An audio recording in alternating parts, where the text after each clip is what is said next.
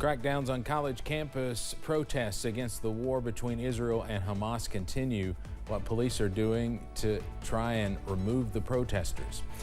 Plus, as temperatures climb, is it time to give your reusable water bottle some TLC? Why doctors say yes. Plus, a soggy weather pattern is looming for the Derby weekend. Those details on the way as Mountain News First at 4 continues. Mountain News First at 4 continues. With this weekend's 150th Kentucky Derby, the Kentucky Council on Problem Gambling wants to remind those looking to place a bet to do so cautiously. With the social scene of the Derby, sometimes it's easy to get consumed with the excitement and get a little carried away with gambling behavior. The council suggests that before you place a bet, you should ask yourself whether you should gamble, when to gamble, and how much to gamble. Executive Director of the Kentucky Council on Problem Gambling, Michael Stone, also warns gamblers to be cautious of chasing losses. Never, ever use an ATM or some other source of credit when you're in the midst of a gambling behavior. There is no proven way to go and retrieve that loss without betting more money, and then you're at risk of losing that too. Now, if you lie about how much you gamble, bet more than you think you should, or chase losses, you may have a gambling disorder and should consider calling a gambling helpline.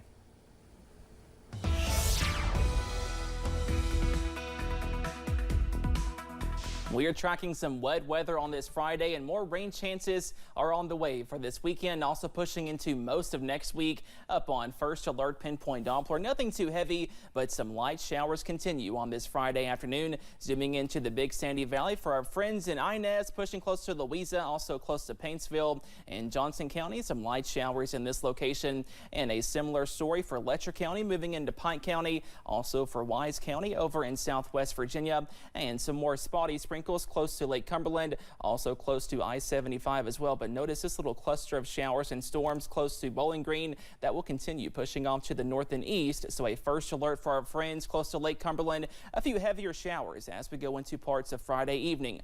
Right now, most of us in the middle to lower 70s, up to 73 for Jackson, 72 in Pikeville, 74 in London, also in Manchester. Much cooler today compared to yesterday. Most of us about 10 to 15 degrees cooler on this Friday, thanks to those clouds, also those showers. Some more mild weather, though, is on tap as we go into this evening. Most of us see upper 60s to lower 70s, and more off and on rain chances are looming. More details on that wet weather coming up in just a few minutes. Steve?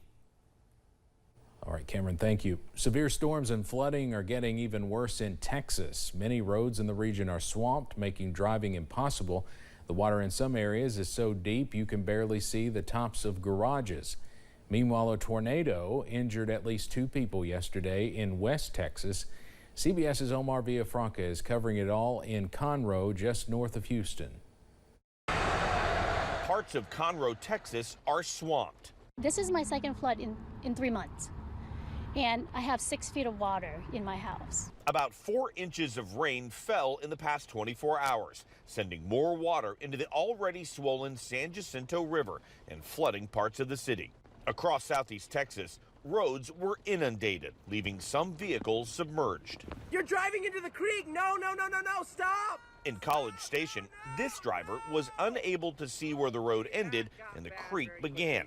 She then abandoned her sinking car. She is okay. That is the important part. Her car, maybe not so much.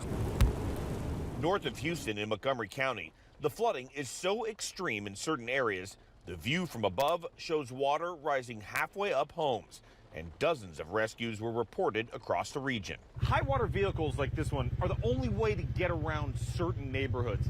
In Livingston, Texas, drone video shows water so high and expansive we could not travel there. We were able to get to nearby Cold Spring and spoke with one resident who evacuated her home. It's been stressful. I haven't slept good in like 4 nights, just worried about everything going on. Rivers and lakes in this area are expected to crest later on today. Here in Montgomery County, there are voluntary evacuations Down in the Houston area, Harris County, there are some mandatory evacuations because the San Jacinto River is just too swollen. Omar Villafranca, CBS News, Conroe, Texas. Donald Trump's former campaign secretary, Hope Hicks, answered questions from prosecutors today during the criminal hush money trial. Hicks said she was present for phone calls between Trump and AMI head David Pecker. AMI owns the National Enquirer, but she says she did not remember being in the room when the pair allegedly hatched a scheme to pay Stormy Daniels hush money to stay quiet about an alleged affair with Trump. We'll have much more on what happened today ahead at 5:30. There were new crackdowns on those campus protests against the war in Gaza. Protesters with makeshift armor ran from the Portland State University Library into dozens of police surrounding the area. Officers cleared out a days-long occupation yesterday.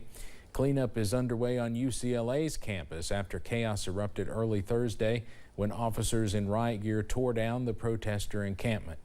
Associate Professor Graham Blair was among the 210 people arrested.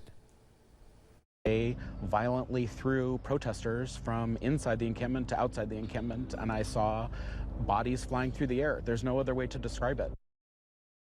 In New York, newly released police body camera footage shows officers at Columbia University cutting their way through barricades after the school called in the NYPD to clear protesters from that campus.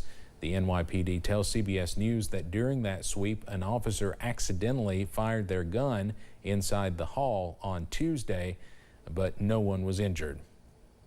One of the nation's busiest highways remains closed in western Connecticut after a fiery crash. The fire erupted on the southbound lane of I95 in Norwalk Thursday following a chain reaction crash that caused a gasoline tanker to burst into flames. Work is now underway to demolish and replace the damaged bridge above the highway. The situation has created traffic headaches for hundreds of thousands of drivers. If you're in this area, there's no good way to get there from here.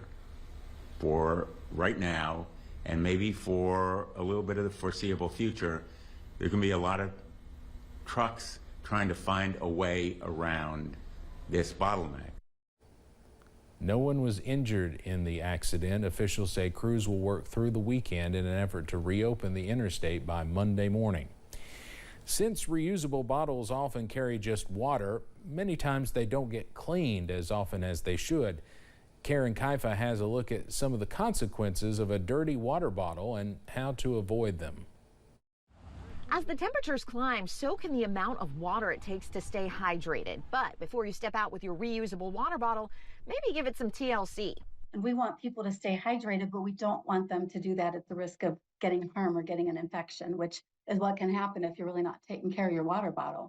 Dr. Marianne Sumego with Cleveland Clinic says the inside of reusable bottles, whether plastic, glass, or stainless steel, are moist environments where bacteria loves to grow, especially under moving parts. You're not getting in there with a bristle brush or really trying to get those mechanisms clean. You're going to leave that bacteria behind. And so, again, it's just another opportunity for things to kind of get out of control and grow.